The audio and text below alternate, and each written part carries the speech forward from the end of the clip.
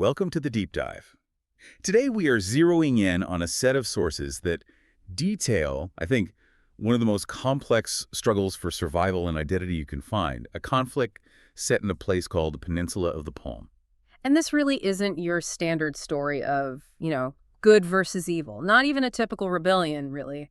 This is a deep dive into an existential war where the main weapon isn't a sword, it's the erasure of a name. Okay, let's unpack that setup because it is incredibly intricate. So the Peninsula of the Palm is, it's currently carved up between two massive foreign powers, two sorcerer kings. Right. You have Brandin Ygrath in the west and Alberico of Barbadior in the east. And what we're looking at is the web of plots, the intertwined rebellion of the people they've subjugated.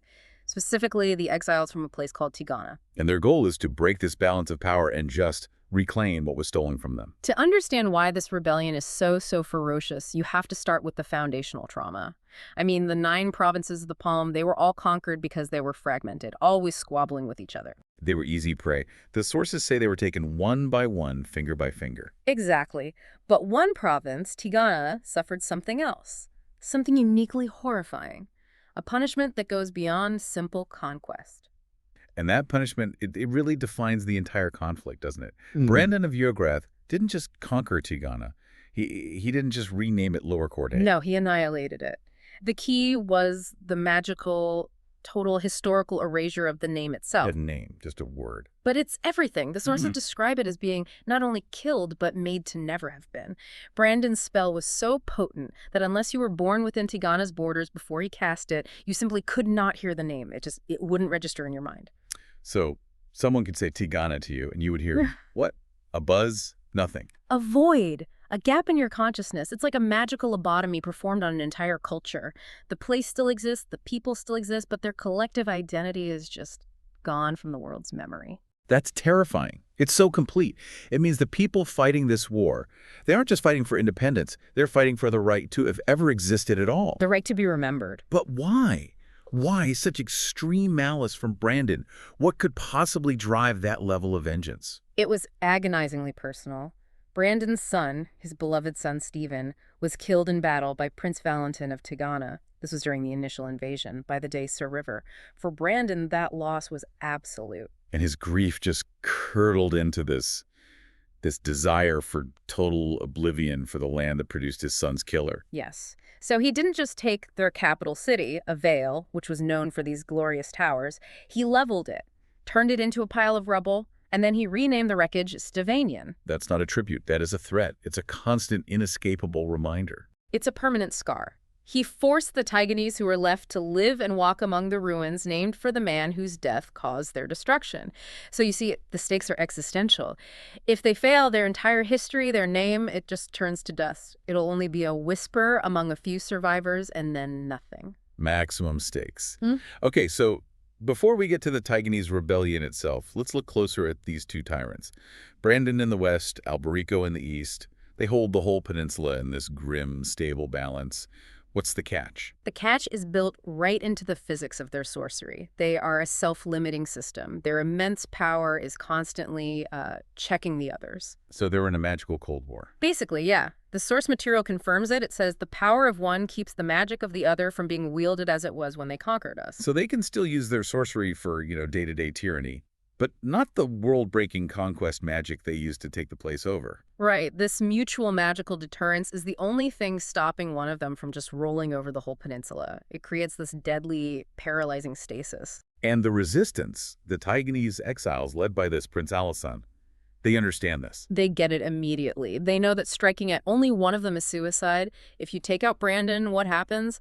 Alberico sweeps in and takes everything, and, vice versa. So their strategy has to be...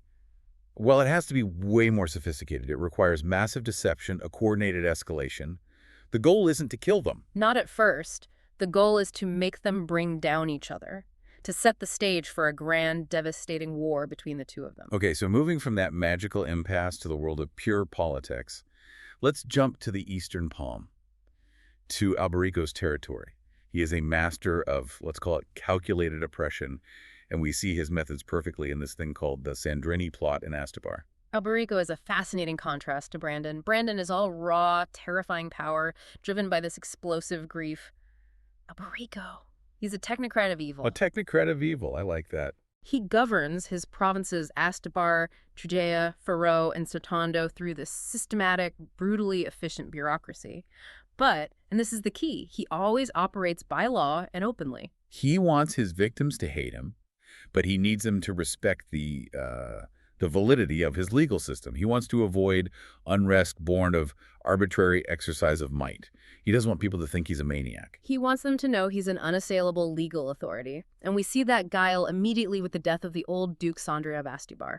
Sandre himself was a legendary politician, famous for his cunning, and on his deathbed he refuses the clergy of the Triad, a huge public snub. And Alberico sees that, and he pounces on it, weaponizes it immediately. Absolutely. He forces Sandre's heirs to make this big public show of reconciling with the clergy. So Alberico gets to position himself as the guy who brought the renegade Duke of Astibar back to the grace of the Triad at his death. It costs him nothing. But it gains him immense religious and public favor, and it reinforces his image as the legitimate ruler, cleaning up the messes of the locals. It's the kind of move that is almost more frightening than a direct attack. It shows how deeply he understands institutional power. But his cruelty, his calculated cruelty, is never far from the surface. We see that with the fate of the Canciano family. Oh, that event is... Yeah. It's horrifying. And it serves a couple of major purposes in the story. It does. The Canciano family tried to poison Alberico. They failed, of course. And this is one of the first, most critical pieces of intel the resistance gets. Sorcerers cannot be poisoned. Their magic protects them from it. And the failure was met with just unimaginable savagery. The sources say Alberico had every living member of the family seized, publicly tortured, and burned alive in the grand square of Astibar. But it's the chilling little detail that really anchors his character. The small mercy he granted them. The mercy of absolute silence. He had their severed hands stuffed in their mouths so that the screaming might not trouble Alberico or his advisors.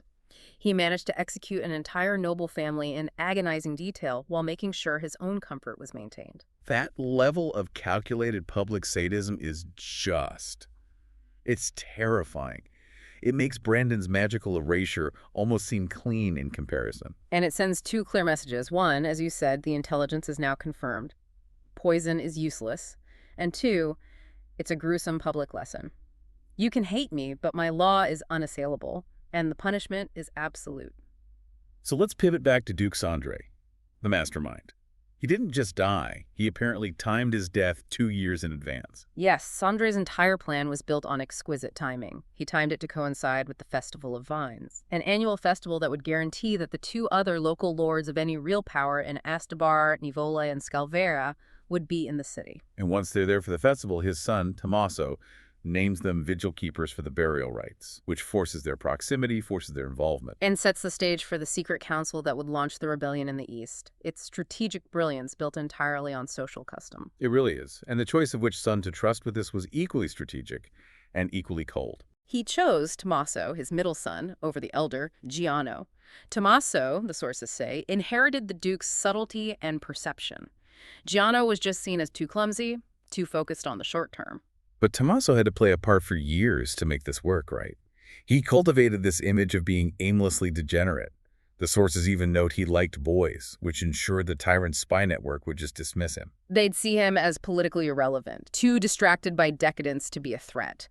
And that's the high cost of playing the long game in this resistance.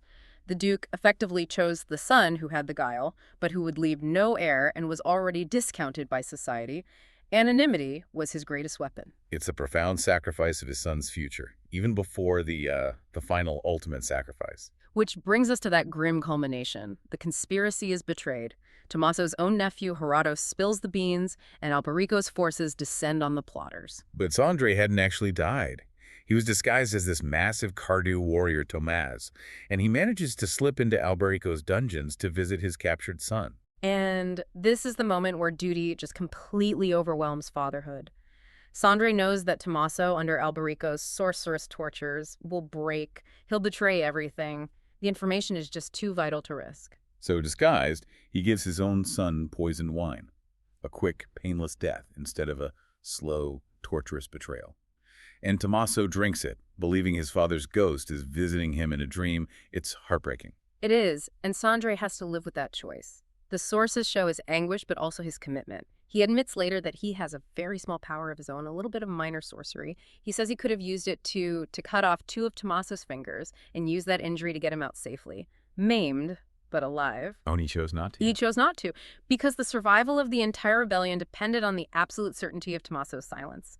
He put the freedom of a nation above the life of his own son. He put his duty above his own soul's needs, which is a theme we see again and again. And the ripples from that plot introduce our final major character in the East, Devin a young troubadour. And he stumbles into this whole mess completely by chance. He's a wandering musician, a very talented singer. He gets hired to play at the Sandreni Palace during the Duke's long, elaborate mourning rites. And at first he just overhears the veiled, cynical talk of the plotters in the Pielin Cove room. He senses the discontent. But the real accent, the big one, happens later. He finds himself following Catriana d'Astibar, Sunday's daughter, into a suite of abandoned rooms. Yes, Catriana was deeply involved. And Devin accidentally ends up in this dark, hidden closet where, in a moment of, well, reckless abandon, they have sex. Yeah. While the final critical plotting is happening in the next room. So he hears everything. Not through espionage, but through sheer coincidence and lust. The troubadour becomes privy to the biggest state secret in the Palm. But the true significance of Devin isn't the plot he overheard. It's his identity. An identity that's uncovered later by Alessan, the supposed prince. Right. Alessan, who at this point is disguised as a wandering shepherd, he identifies Devin as Tiganese through music. Just music. Devin knew the tune of an old cradle song, a song from Tigana's capital, Avel. The cradle song of a city that supposedly never existed. How did he know it? His father, Garin, had taught it to him. Just the tune. Garin himself couldn't remember the words, only the melody. But that simple, distinct piece of music, taught by a stern man in a rare moment of tenderness, it was the definitive, non-magical link back to Devin's lost heritage. It all comes back to memory being the core battlefield. A simple melody, forgotten by the man who taught it, becomes the key to unlocking Devin's destiny. It proves that despite Brandin's magic, memory persists in the most unexpected emotional places. So with Devin now part of the inner circle, we can shift our focus to the Tiganese resistance network itself and the often terrifying ethical and magical mechanics they have to use to wage this war. The core group is this incredibly tight circle. You have Alessan, who they all believe is the Prince of Tigana. There's Baird Bar Savar, this powerful warrior whose sister, Dianora, is already deep undercover in Brandin's court, and Catriana, the politically brilliant daughter of Duke Sandre. And they're constantly on the move, disguised as musicians or merchants or scholars, just building this political infrastructure one person at a time. And their mission is constant, is 24/7. They even ritualize their vigilance. They use Ascabar's prized blue wine for these ritual toasts. And this is a very specific, recognizable luxury. It's expensive, it's rare, it links their noble past to their outlaw present. And Alessan has a private oath he takes over the wine every single night. The public toast is always passionate, but his secret oath, the one he says under his breath, is to memory, lest on any single night I forget what it is I am alive to do. It's his anchor. For 20 years, they have lived under false names, in disguise. They need that daily reminder, that constant grinding vigilance, to not lose sight of the goal. But building a rebellion requires more than just oaths. It requires power, and that forces Alessan into some morally compromising situations. He needs a wizard. He finds this very nervous, frightened one named Erlaine di Senzio. And to ensure his cooperation, Alessan performs a binding. This is a devastating moment. It completely undermines any moral high ground you might think the Tiganese have. Alessan binds Erlaine to his service using this ancient, almost religious power tied to his princely bloodline. He invokes the legend of the god Adoan and his priestess Michaela. And the binding itself, it's not gentle, it's traumatic and violent. The sources describe this sudden shift. Alessan is just trimming his hair with scissors, and then suddenly those same scissors are pressed violently to Erlaine's throat. When the binding is done, Erlaine just screams, "Rot your flesh!" and is left with this agonizing physical illusion that his fingers are gone. It's a manifestation of his free will being stolen from him. And he rightly protests. He screams, "I am not a tool. I am a free and living soul with my own destiny." It's the core ethical dilemma of the resistance laid bare. They are fighting for freedom, but their leader violates the freedom of an innocent man to do it. How do you even live with that? How do you lead a revolution when the tools you use are just as monstrous as the tyranny you're fighting? It seems impossible to reconcile. The justification comes back to that harsh necessity we saw with Sandre d'Astibar. He argues that a ruler's honor is not measured by his personal morality or his own soul's needs, but by his care for his land and his people. Alessan has to accept this terrible calculus. He says, I grieve for what necessity demands. So they have to use whatever terrible tools come to hand, even human souls, if it means saving their people from magical erasure. The ends justify the means. It's a brutal philosophy, but it's the one they live by. Yeah. And beyond political guile and dark magic, the resistance is also fighting these metaphysical battles. Which brings us to the Nightwalkers of Certando and this strange conflict called the Ember Night War. The Ember Days. This is a period of brooding piety and fear in the Palm, a time when the dead were said to walk abroad. So it's a time of spiritual vulnerability. Which the Sorcerer Kings exploit. The Nightwalkers, or the Carlazini, are this secret fighting sect up in the Certandan highlands, people said to be born with a caul over their face, giving them this unique magical perception. And they don't fight with swords, they fight magical battles on the first Ember Night of Spring, in a changeling world. The changeling world. The description of this battlefield is so surreal. It is. It's an altered reality where the constellations are wrong. And most importantly, the crops are completely out of season. There is fully ripe with summer grain growing when it should only be spring. This seems like such an odd detail to include, the out-of-season grain. What does that signify? The sources make it explicit. This is a fight against a cosmic calamity, a battle against global famine or plague. This isn't just some local skirmish for the peninsula, it's Brandin's magical influence projecting out across the entire world, threatening the fundamental order of nature itself. So if Brandin's spiritual malice wins on this plane, famine follows in the real world. That's what the resistance believes.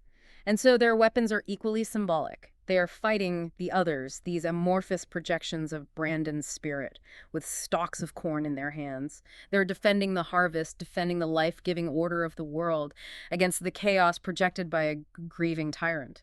And Baird Mar-Sevar, Dianora's brother, he joins them in this strange realm. He does. He finds himself plunging into a boiling river, crying for the enemy to come to him, and he realizes that the only way to defeat the shadow figure is to break the enchantment over his own identity. He shouts his true forgotten name, the name erased by Brandin's sorcery. I am Bara di Tigana Barsevar, and that roar in the magical world shatters the projection. Elena, one of the Nightwalkers who had never heard the name spoken in the real world, is instantly made to understand Baird's grief and the true erased name of the evil they're all fighting. For a moment, Brandin's magical lock-on memory is broken by an act of sheer will. So while the Resistance Corps is fighting on these fronts of politics and magic, Baird's sister, Dianora, is fighting on the single most dangerous battlefield of all. The heart of the enemy. Her story is.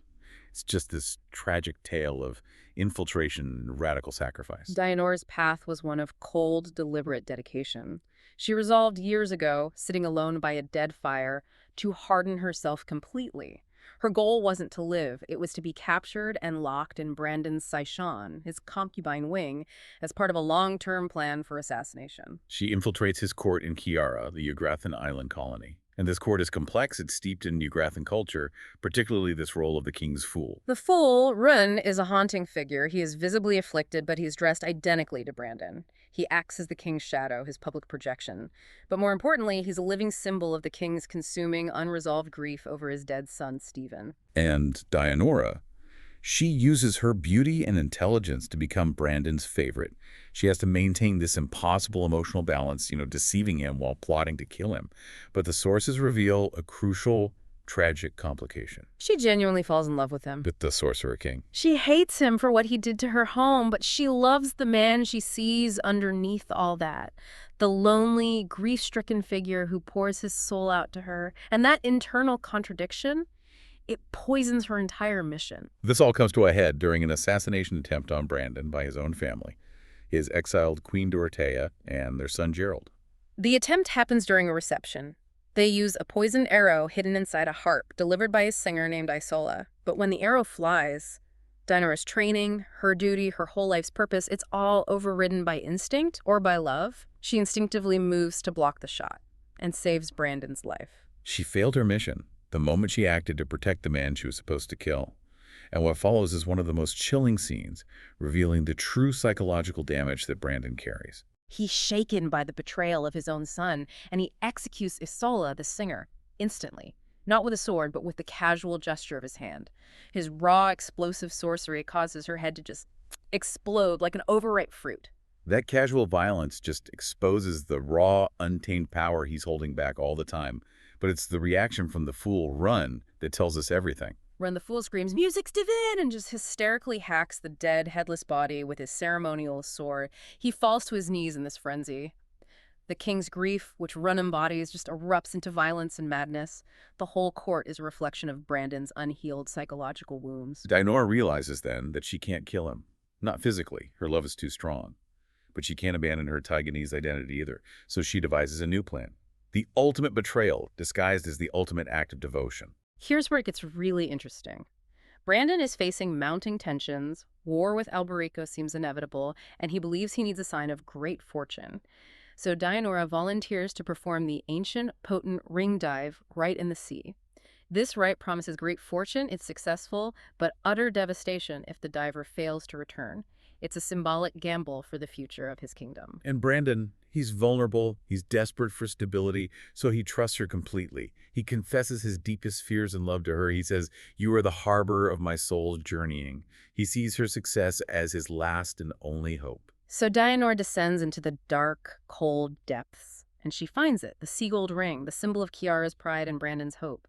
But, bound by the duty she owes her lost home, she makes her choice. She kisses the ring, the symbol of Brandon's lifeline, and then chooses to force herself downward, away from the surface, away from the sun, away from her love. She drowns herself. Her final moments are spent dying as a sea bride to ensure that the required devastation falls upon Brandon's kingdom, leaving him vulnerable for the coming war. It's an act of political suicide disguised as a ritual accident. She achieves the political objective through the ultimate personal sacrifice, and her final thoughts, they're of him. She hopes he'll recognize this as a last gift of her love, hoping her death might shock him into just leaving the peninsula. The profound, heartbreaking personal cost of this war is just. It's all crystallized in her death. So Dianora's sacrifice cripples Brandon's political and spiritual center, leaving him vulnerable. The resistance network is fully in place. And now we move to the final trigger, the Senzio catalyst, which will finally force the Sorcerer Kings into open war. Alessan's strategy here is a masterclass in political deceit. He chooses Senzio, the ninth nominally neutral province, as the tinderbox. It's already teeming with the emissaries of both Brandon and Alberico. The tension is already combustible. Well, how does he light the fuse? He needs to convince Alberico that Brandon is secretly consolidating power and preparing a first strike. And he does this through 3 intricately crafted letters, using the neutral King Marius of Culea as his unwitting pawn. Okay, so what was the sequence? What were the letters? First, he has Marius send a letter that flatters Brandon, conditionally agreeing to some trade deal based on Brandon appearing strong in the east. Second, Marius sends another letter that sadly rejects Alberico's proposals, and he explicitly cites Brandon's new perceived strength as the reason. So 2 letters sent openly. They establish a credible background story.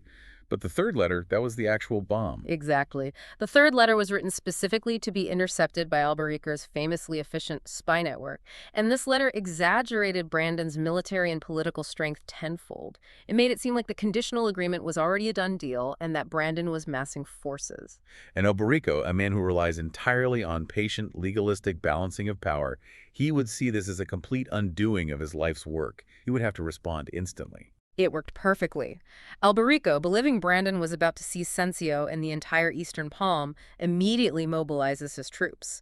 The political tension is now at a breaking point, but it still needs a physical trigger. And that final bloody trigger falls to Catriana. Her job is to turn this diplomatic distrust into open warfare. She travels to Senzio, and she uses a stolen Ygrath knife to kill Alberico's emissary, a man named Angiar. The weapon was crucial. It had to scream, "Brandon's forces did this." A calculated, brutal frame-up. Yes. As she leaps from the window, where the bound wizard Erline is waiting to catch her, she screams something to make the attack look premeditated. The Barbadian honor guard finds their man dead, killed with an enemy weapon. They go berserk. In retaliation, they attack the western wing of the castle. They kill Brandon's men. They take their time killing his emissary, Cullian. The screams echo through the castle. And that's it. That one strategic murder fully ignites the war. The 2 sorcerer kings, held in check for 2 decades by mutual fear, are now irrevocably locked in conflict over Senzio. Which brings us immediately to the Battle of Sorcerers on the Senzian Plain. The resistance, for all their small numbers, now has to face the combined might of two magical armies. They form a magical defense on a strategic hill. You have Sandre Dastibar, the political master who's now in full magical command, Erlene, the bound wizard, proving his loyalty, and Elena, the Nightwalker, fresh from the metaphysical war. They create a magical shield. And that shield forces Alberico's wizards to fight defensively to exhaust their power, but Alberico still has superior numbers. And Brandin, watching the battle, he realizes he's losing. His forces are crumbling. He's desperate. He knows conventional sorcery held in check by Alberico's power isn't enough. He has to tap into something deeper, something more elemental and more terrible than anything he's used since the conquest. He has to use the magic tied to his grief. The ultimate agonizing sacrifice. Yes, he channels the magic tied to his dead son, Stephen, the very sorcery that underpinned the erasure of Tigana's name. He cries out in a voice that seemed to flay and shred the very air. "Oh, my son, Stephen, forgive me what I do." That cry is just. It's monumental. He is destroying his last sacred link to his son's memory to save his kingdom. The spell defeats Alberico's defense, but it utterly drains Brandin. He is spent. And that shattering, desperate act has an instantaneous, monumental consequence for the Tiganese. The spell, in destroying the magical architecture Brandin built around his son's name, it releases the man who had slain Stephen, Valentin, Prince of Tigana. The mountains of sorcery that buried his memory are just gone. His mind, suppressed for 20 years, is his own again. His identity is restored in a flash. Which brings us to the final jaw-dropping reveal. A deception engineered over 2 decades. The man who led the entire rebellion, the man known as Alessan the Prince. He wasn't the true Prince of Tigana. He was Valentin's youngest child. The man they were fighting for, the true Prince Valentin, had been among them the whole time, disguised as his own son. Hiding in plain sight. It's a masterwork of subterfuge. Valentin immediately turns to his reckoning. He kills Brandin's loyal chancellor. Baird, the warrior whose sister just died for this, slays Brandin's guard captain, a man who chooses death over breaking his oath. And Brandin, his magic on, his kingdom ruined by Dianora's suicide, his great enemy restored. Yeah. He has nothing left. He just sails away, alone, leaving the palm free, but incredibly fractured. We have followed a path of intense political manipulation, magical warfare, and profound personal sacrifice that led to this costly freedom. This struggle for the right to be remembered provides such a profound commentary on history itself. So what does this all mean? Well, if we connect this to the bigger picture, you have to look at the author's stated intention. The core conflict was literally built on the idea of memory as the ultimate battlefield. Tigana's fight was a war against the eradication of its own identity. Right. The author makes an explicit link between language, names, and a people's history. They draw a parallel to real-world instances where occupying forces alter place names or suppress a language. It's noted that a sense of our history is essential to define ourselves. Brandin's magic was just the ultimate sorcerous version of that. And this resonates with terrifying real-world examples, like Stalin's purges, where the ability to alter images and records meant a crushed figure is not only dead, he has been erased from the record. Brandin had successfully made Tigana never to have been. So the success of the rebellion depended entirely on restoring that historical fact. Reclaiming the name was the ultimate victory. But that victory was paid for with the souls and lives of good people, which raises the question of the complex morality of this resistance. The author explicitly wanted to explore the evils done by good men and the necessary ambiguities in a war for survival. Absolutely. Every single critical success was contingent on an action that violated personal honor or morality. Think of Sandre's choice to kill his own son to save the plan, acknowledging he went against his own soul's needs. Or Valentin, the true prince, binding Erline to his will, effectively enslaving a fellow rebel. He needed Erline as a tool, and though he regretted it, he recognized the necessity. Then there's Catriana's cold, calculated murder of Angier to start the war, a necessary act of strategic terrorism. And, of course, Dianora's final act, betraying the only man she had truly loved to destroy his kingdom. The Tiganese leadership was forced to be ruthless, manipulative, and violent to ensure their people had a future. So the victory is, in a way, stained by the ethical cost of its creation. And finally, what is the nature of the freedom they've won? The palm is free of sorcerous tyranny. The tyrants are gone. But now the palm has to face the long-standing internal conflicts that enabled the conquest in the first place. You remember, the Cardew warrior observed that the 9 provinces were beaten because they were too busy worrying about your border spats with each other. Your 9 provinces ended up going at the sorcerers one by one, finger by finger. That underlying pride, the interprovincial disputes, that all remains. So the final image isn't one of easy peace. It's a new, incredibly costly beginning. The name Tigana is reclaimed, new bonds are formed, but the real dirty political work of unification now begins. The rebellion succeeded because all these disparate forces, political guile, black magic, an outlaw army, and profound personal sacrifice, they all converged at a single point to break a balance of power. It was an epic struggle of history against oblivion. And that leaves us with one final thought for you to consider. We saw that the most powerful weapon against the erasure of Tigana was an old tune taught by a father who couldn't remember the words. If history, language, and facts can be magically weaponized or erased by a tyrannical power, what non-magical element, a simple song, a specific taste, a ritual, or a piece of art, is the most powerful, most unassailable anchor for true identity? Something that resides not in the scrolls or the monuments, but purely in the heart. Think on that, and we'll see you next time on The Deep Dive.